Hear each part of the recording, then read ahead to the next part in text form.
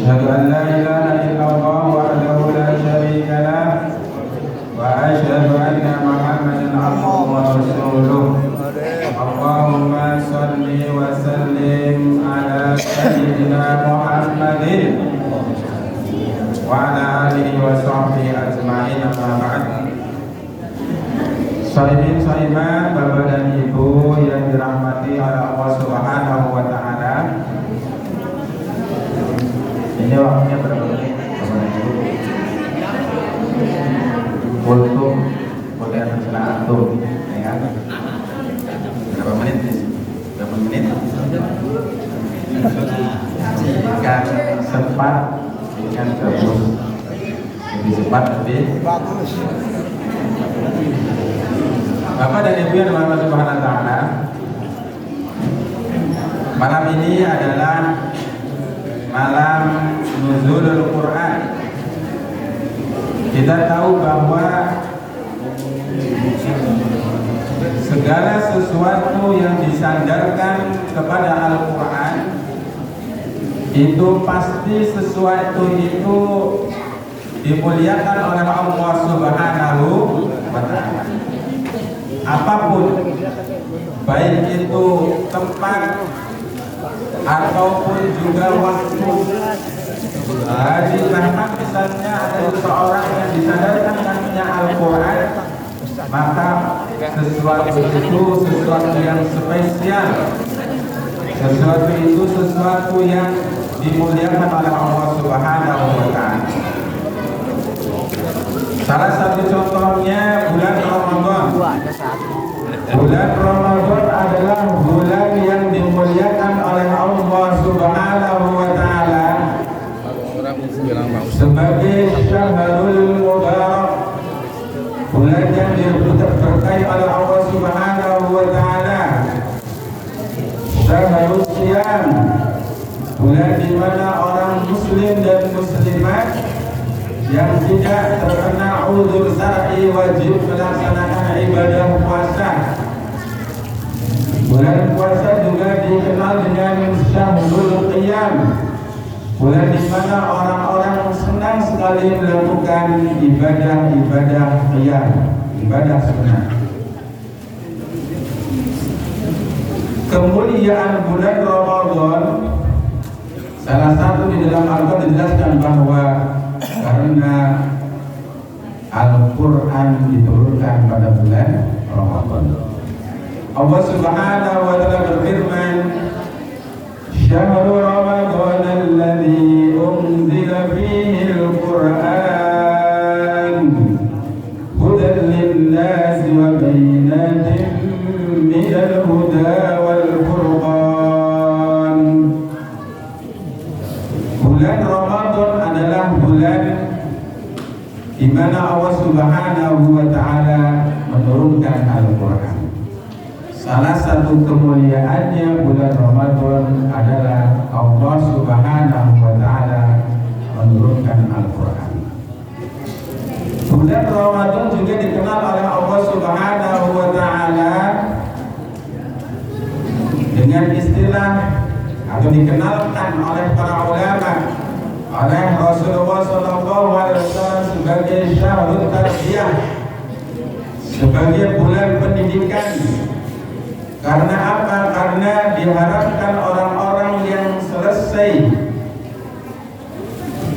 menunaikan tugas tarbiyah pada bulan Ramadan, pelatihan pada bulan Ramadan, diharapkan orang ini menjadi orang yang bertakwa kepada Allah Subhanahu wa Ta'ala. Allah Subhanahu wa Ta'ala berfirman di dalam Al-Quran, Ya ayyuhalladzina amanu kutiba alaikumus siyamu kama kutiba alal ladzina min qablikum la'allakum tattaqun ayyaman ma'dudat. Wahai orang-orang yang beriman, siapapun orang beriman di antara kalian, baik laki-laki ataupun perempuan, kutiba alaikumus siyam, diwajibkan atas kalian berpuasa kama kutiba alal ladzina min qablikum, sebagaimana pula puasa telah diwajibkan oleh Allah kepada umat-umat sebelum kalian. Apa harapan dari tarbiyah Ramadan? Apa harapan dari diwajibkannya puasa oleh Allah Subhanahu wa Ta'ala kepada manusia yang beriman? La'allakum tattaqun, agar kalian menjadi orang yang bertakwa kepada Allah Subhanahu wa Ta'ala. Jadi perintah puasa dari Allah Subhanahu wa Ta'ala kepada umatnya agar umat ini menjadi manusia yang bertakwa kepada Allah Subhanahu wa Ta'ala. Kalau kita pendekatan kepada tata bahasa, kalimat tattaqun itu menggunakan kata kerja mudhari atau kata kerja yang sifatnya berketerusan. Artinya bagaimana? Artinya bahwa orang-orang yang berpuasa, sekalipun puasanya ayyaman ma'dudat, puasanya telah ditentukan oleh Allah Subhanahu wa Ta'ala 1 bulan namanya, tidak boleh lebih dari itu. Sekalipun kondisi kita sehat, kuat, maka kewajiban puasa hanya 1 bulan. Kita selesai Ramadan, masih ada bulan Syawal, kita badan kita sehat, ingin berpuasa lagi, maka puasa setelah bulan Ramadan itu hukumnya tidak wajib, hanya sunnah sebagai penyempurna saja. Puasa Ramadan wajibnya hanya 1 bulan. Akan tetapi kata Allah Subhanahu wa Ta'ala, sekalipun puasanya ayyaman ma'dudat, sekalipun puasanya hanya 30 hari, ada mungkin nanti yang 29 hari, yang mungkin 1 bulan, diharapkan oleh Allah Subhanahu wa Ta'ala la'allakum tattaqun, agar ketakwaan kalian terus menerus sekalipun Ramadan telah selesai. Tarbiyahnya, kewajibannya memang hanya 1 bulan, tetapi ketakwaan kita kepada Allah Subhanahu wa Ta'ala tidak boleh hanya 1 bulan saja. Ketakwaan kita kepada Allah Subhanahu wa Ta'ala harus terus menerus sekalipun Ramadan telah berlalu dari kita. Jemaah yang dimuliakan oleh Allah Subhanahu wa Ta'ala, inilah keutamaan dan keistimewaan bulan Ramadan. Maka pada kesempatan kali ini saya akan lebih spesifik menjelaskan tentang nuzulul Quran. Tadi disampaikan bahwa salah satu kemuliaan bulan Ramadan adalah karena Allah Subhanahu wa Ta'ala menurunkan Al-Quran. Dan malam hari ini adalah malam nuzulul Quran. Pertanyaannya, apa itu nuzulul Quran? Nuzul itu dari tata bahasa Arab yang artinya menurunkan sesuatu dari atas ke bawah, itu namanya nuzul. Menurunkan sesuatu dari atas ke bawah, nuzul. Tetapi kalau menaikkan dari bawah ke atas, dalam bahasa Arab ini disebut su'uda atau su'ud. Nuzulul Quran itu artinya berarti turunnya Al-Quran. Turunnya Al-Quran dari mana? Para ulama, para mufassir menjelaskan yang dimaksud nuzulul Quran adalah turunnya Al-Quran minallah, dari zatnya Allah Subhanahu wa Ta'ala. Karena tadi nuzul itu dari tempat yang tinggi ke yang bawah. Dalam hal ini yang paling tinggi adalah Allah Subhanahu wa Ta'ala. Maka nuzulul Quran adalah turunnya Al-Quran dari Allah Subhanahu wa Ta'ala, diturunkan kemana? Ke Lauhil Mahfuz. Ini pemahaman yang pertama. Dari Allah ke Lauhil Mahfuz. Ketika Allah Subhanahu wa Ta'ala menurunkan Al-Quran dari zatnya ke Lauhil Mahfuz, ini tidak ada penjelasan kapan turunnya Al-Quran tersebut. Tetapi Allah Subhanahu wa Ta'ala menjelaskan yang dimaksud nuzulul Quran kedua adalah turunnya Al-Quran dari Lauhil Mahfuz ke Sama'ud Dunya, atau juga dikenal dengan Baitul Izzah, Mawaqi'un Nujum. Itu istilah-istilah dalam ilmu tafsir. bahwa yang dimaksud nuzul Quran adalah turunnya Al-Quran dari Lauhil Mahfuz ke Sama'ud Dunya. Kapan itu Al-Quran diturunkan oleh Allah Subhanahu wa Ta'ala dari Lauhil Mahfuz ke Sama'ud Dunya, atau diturunkannya Al-Quran dari Lauhil Mahfuz ke Baitul Izzah? Sama'ud Dunya ini langit di atas bumi, jadi langit paling bawah. Karena langit kita tahu lapisan langit itu sampai 7 lapis langit. Bumi juga 7 lapis bumi. Al-Quran diturunkan oleh Allah Subhanahu wa Ta'ala ke Sama'ud Dunya, ke langit dunia, langit paling rendah di atas bumi. Kapan itu Al-Quran diturunkan dari Lauhil Mahfuz ke Baitul Izzah atau Sama'ud Dunya? Allah Subhanahu wa Ta'ala menjelaskan di dalam Al-Quran, inna anzalnahu fi lailatul qadar. Allah Subhanahu wa Ta'ala menurunkan Al-Quran yang jumlahnya 30 juz. 30 juz berapa ayat? Berapa surat? 114 surat. Kemudian ayatnya berapa? 6.000. Apa kayaknya? Ayatnya enggak apa? 666 deh. Ya, 666 ayat. Suratnya ada berapa? Ujian anaknya ini. Allah Subhanahu wa Ta'ala menurunkan Al-Quran dari Lauhil Mahfuz yang jumlahnya 30 juz itu fi lailatul qadar, hanya satu malam saja, yaitu pada malam Lailatul Qadar. Tetapi di ayat yang lain Allah Subhanahu wa Ta'ala justru menjelaskan inna anzalnahu fi lailatin mubarakah di surat Ad-Dukhan. Inna anzalnahu fi lailatin mubarakah. Sesungguhnya Allah Subhanahu wa Ta'ala menurunkan Al-Quran pada malam mubarakah, malam yang diberkahi. Tetapi tadi di ayat yang lain Allah menjelaskan syahrul Ramadan alladzi unzila fihi al-Qur'an. Ini ada para sahabat yang merasa bingung tentang makna ini, tentang makna ayat ini. 3 ayat yang berbeda ada di dalam surah Al-Qadar, ada di dalam surah Ad-Dukhan, ada juga di dalam surah Al-Baqarah. Allah menjelaskan inna anzalnahu fi lailatul qadar. Maka suatu ketika ada sahabat yang merasa kebingungan seperti ini, namanya sahabat Atiyah bin Aswad, bertanya kepada Ibnu Abbas, ya Ibnu Abbas, itu adalah seorang pakar tafsir yang sangat luar biasa. Saya merasa kebingungan tentang makna ayat ini. Ada ayat inna anzalnahu fi lailatul qadar, ada ayat inna anzalnahu fi lailatin mubarakah, ada ayat yang menjelaskan syahrul Ramadan alladzi unzila fihi al-Qur'an.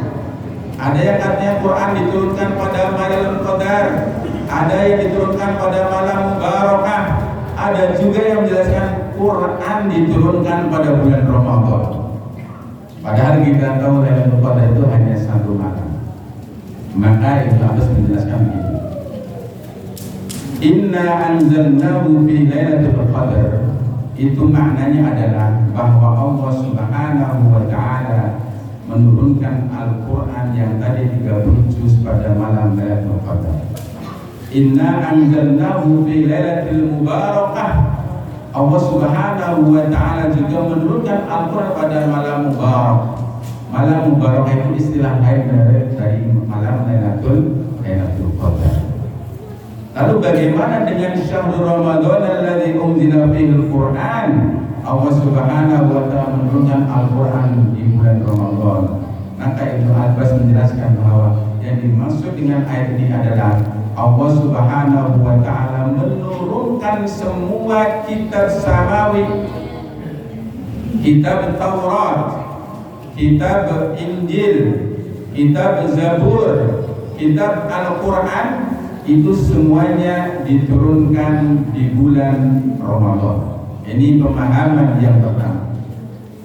Yang pemahaman yang kedua bahwa Al-Quran tadi setelah diturunkan oleh Allah Subhanahu wa Ta'ala dari Lauhil Mahfuz ke Sama'ud Dunya, kemudian dari Sama'ud Dunya melalui malaikat Jibril, Allah Subhanahu wa Ta'ala memerintahkan untuk disampaikan kepada Nabi kita Muhammad sallallahu alaihi wasallam.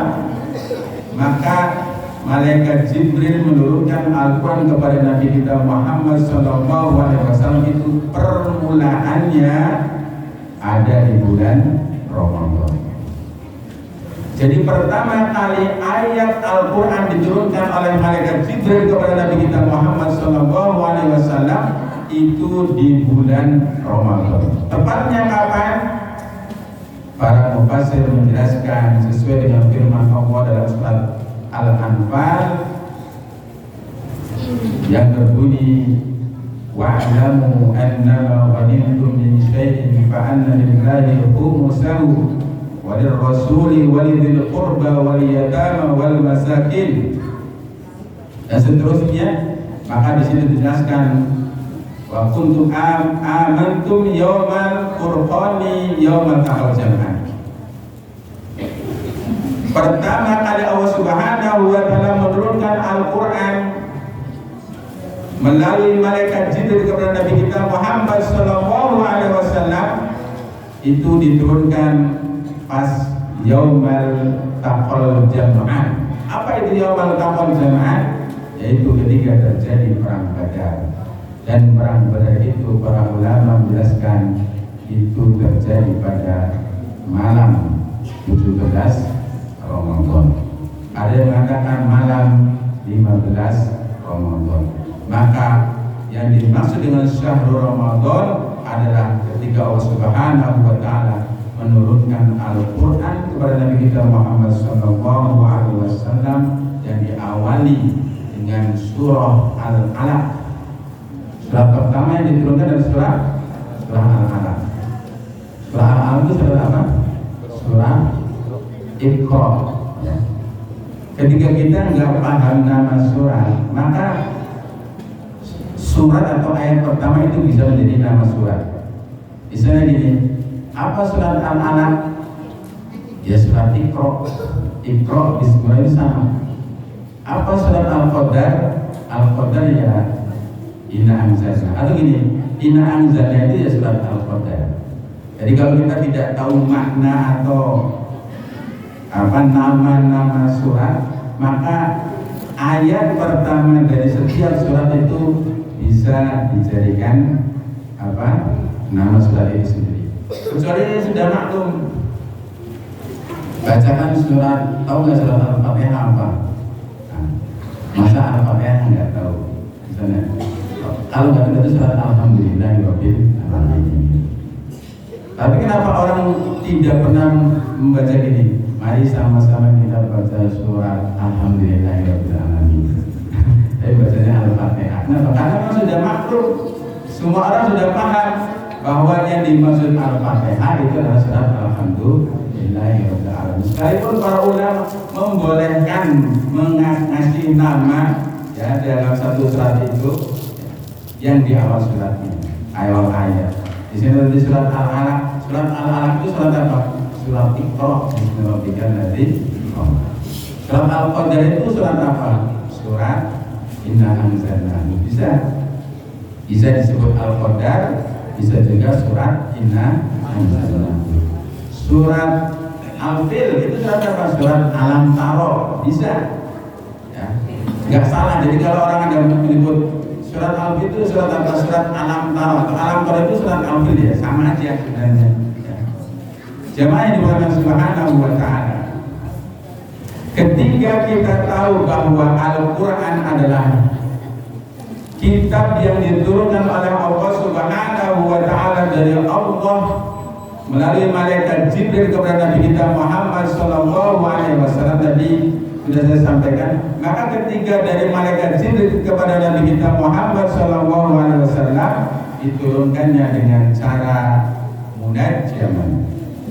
Munajjaman bagaimana? Dengan cara berangsur-angsur atau najman istilah dalam hadisnya gitu. Allah Subhanahu wa taala menurunkan Al-Qur'an kepada Rasulullah sallallahu alaihi wasallam melalui malaikat Jibril dengan cara al-Qur'an atau munajjaman dengan cara berangsur-angsur. Yang lamanya berapa tahun? 23 tahun. Ya. Maka di dalam Al-Qur'an selama 23 tahun itu nanti ada istilah dalam Al-Qur'an itu ada surah-surah Makkiyah, ada surah Madaniyah. Kenapa? Karena surah Makkiyah itu adalah surat yang diturunkan kepada Rasulullah Sallallahu Alaihi Wasallam ketika Rasulullah Sallallahu Alaihi Wasallam belum hijrah ke Madinah. Maka suratnya disebut surah Makkiyah. Maka ketika Nabi Muhammad Sallallahu Alaihi Wasallam hijrah ke Madinah, setiap ada surat yang turun di Madinah, maka suratnya disebut surah Madaniyah. Jadi surat Makkiyah atau Madaniyah itu terkait dengan tempat. Ada yang mengatakan seperti itu. Ada juga yang mengatakan terkait dengan waktu sebelum dan sesudah hijrahnya Nabi Muhammad SAW. Maka ketika ada satu surat diturunkan kepada Rasulullah SAW, Rasulullah belum hijrah, masih tinggal di Mekah, maka surat itu dikenal dengan surah Makkiyah.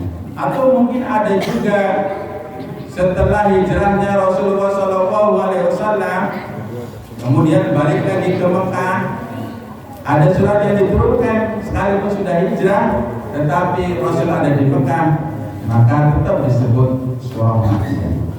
Tetapi secara umum pemahaman ulama bahwa surat Makkiyah dan surat Madaniyah adalah surat yang diturunkan oleh Allah melalui malaikat Jibril kepada Nabi kita Muhammad SAW ketika Nabi berada di Mekah, maka disebut surahnya surah Makkiyah. Dan ketika Nabi berada di Madinah, surahnya adalah surah Madaniyah. Jadi hanya dua itu. Maka Bapak dan Ibu kalau membaca Al-Quran nanti ada Makkiyah, ada Madaniyah, itu menunjukkan bahwa itulah waktu di mana Al-Quran itu diturunkan. Jemaah yang dimuliakan oleh Allah Subhanahu wa taala, Al-Quran ini adalah satu kitab yang sangat luar biasa, kitab yang sangat utama. Tadi saya sampaikan bahwa apapun dan siapapun yang disandingkan dengan Al-Quran, maka apapun dan siapapun itu akan menjadi orang yang dimuliakan oleh Allah Subhanahu wa taala. Bulan Ramadan menjadi bulan yang mulia karena ada Al-Quran. Lailatul Qadar menjadi malam yang dimuliakan oleh Allah Subhanahu wa taala karena di dalam Lailatul Qadar ada Al-Quran. Nabi kita Muhammad sallallahu alaihi wasallam sebagai uswatun hasanah, sebagai nabi yang paling akhir, khatamun nabiyyin, karena Nabi kita membawa Al-Quran. Maka siapapun yang di dalam hatinya, di dalam dirinya, di dalam hidupnya selalu bersandarkan dengan Al-Quran, maka yakin orang itu, siapapun itu akan dimuliakan oleh Allah Subhanahu wa ta'ala. Maka ibadah yang paling baik kata Rasulullah SAW itu ibadah Al-Quran. Membaca Al-Quran menjadi ibadah yang terbaik. Khairukum man ta'allama Al-Quran wa 'allamahu. Sebaik-baik kalian adalah orang yang belajar Al-Quran dan mengajarkannya. Dan ibadah yang paling utama, afdhalul ibadati abdin qiraatul Quran. Ibadah yang paling utama di sisi Allah Subhanahu wa taala bagi seorang hamba adalah membaca Al-Quran. Dan Al-Quran itu ibadah yang paling mudah. Kenapa? Karena ibadah membaca Al-Quran itu ibadah yang tidak ada pakemnya, tidak ada syarat rukunnya. Maksudnya bagaimana? Kalau seseorang melakukan ibadah wajib, misalnya kita berpuasa, itu harus ada syarat rukunnya. Ketika syarat rukunnya ditinggalkan, maka ibadahnya tidak sah. Satu contoh ini, Niat itu adalah bagian daripada rukunnya puasa.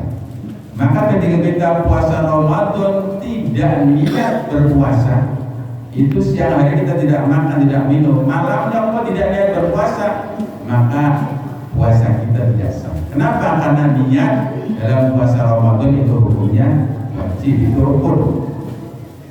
Sholat juga demikian. Sholat itu ada syarat dan rukunnya. Membaca Fatihah misalnya, ketika seseorang kok sholat tidak membaca Fatihah, maka sholatnya tidak diterima. Atau membaca tapi tidak benar, sedangkan dia posisinya menjadi imam misalnya, maka tidak sah sholatnya. Karenanya ketiga ibadah sholat seorang imam itu harus dipilih. Imam itu harus yang afsahu minkum, orang yang lebih fasih di antara kalian. Kalau makmum siapa saja boleh. Orang yang tidak bisa membaca Fatihah boleh juga menjadi makmum. Orang yang bacaan Fatihahnya belum bagus boleh menjadi makmum. Tapi tidak semua orang boleh menjadi imam. Misalnya gini, ada orang baca Fatihahnya Alhamdulillahi Rabbil Alamin misalnya. Itu kalau dia menjadi makmum sah-sah saja. Tetapi ketika menjadi imam itu Alhamdulillah menjadi nggak sah. Kenapa? Karena udah bertentangan dengan kaidah ilmu Quran. Tetapi ketika membaca Al-Quran saja tidak dikaitkan dengan ibadah wajib, maka toleransinya sangat besar dari Rasulullah SAW.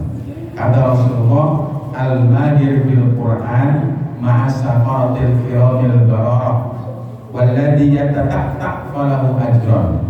Barang siapa yang membaca Al-Quran yang bagus, maka dia akan disertai dengan malaikat-malaikat yang saqal dan bararah. Tetapi barang siapa yang membaca Qurannya belum bagus, kata Rasulullah, baginya dua pahala. Karenanya hadirnya di Allah Subhanahu wa Ta'ala.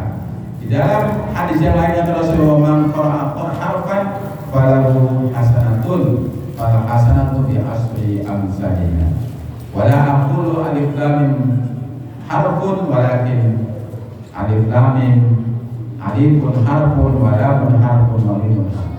Kata Rasulullah, barang siapa yang membaca satu huruf dari Al-Quran, maka dari setiap huruf itu nilainya sama dengan 10 kebaikan. Maka aku tidak mengatakan jika orang mengucapkan alif lam mim itu satu huruf, tidak. Alif satu huruf sendiri, lam sendiri, mim sendiri. Karenanya hadirnya di sementara pada bulan puasa inilah momentum yang tepat kita untuk selalu berinteraksi dengan Al-Quran. Waktu kita harus kita penuhi dengan mengisi, membaca Al-Quran. Di satu tempat, karena mungkin bulan puasa ini sangat luar biasa, puasa ini kayak gini. Di satu tempat itu dulu pertama awal Ramadan kemarin, ada orang yang saking semangatnya. Ketika saya lihat ibu-ibu ini hari ketiga bulan puasa sudah baca Quran juz 28. Saya tanya, ibu hebat banget, baru hari ketiga sudah baca juz 28. Sudah berapa kali hafalan? Kata ibunya, Pak Ustaz, saya bacanya bukan dari awal, dari juz 30 jadi 30, 29, 28. Kira dari 1 sampai 8, 3 hari sudah semua khatam. Oh, biasa bersatu hari 10 juz, ternyata enggak. Bacanya dari belakang 30, 29, oh pantas. Iya. Ambilnya dari pintar juga nih ibu. Ambilnya dari belakang supaya kelihatan 3 hari sudah mau khatam. Ternyata 3. Ini kenapa? Karena orang tergugah untuk melakukan kebaikan pada bulan Ramadan ini, ya, terutama membaca Al-Quran, karena itulah kehebatan bulan Ramadan. Jemaah yang berbahagia. Karena kata Rasulullah, man sawalahul Quran an dzikri wa mas'alati. Kata Rasulullah, barang siapa yang hari-harinya disibukkan membaca Al-Quran, baca Quran terus nih, zuhur sampai asar baca Quran. Kata Rasulullah, sampai dia lupa minta kepada Allah, lupa berdoa kepada Allah Subhanahu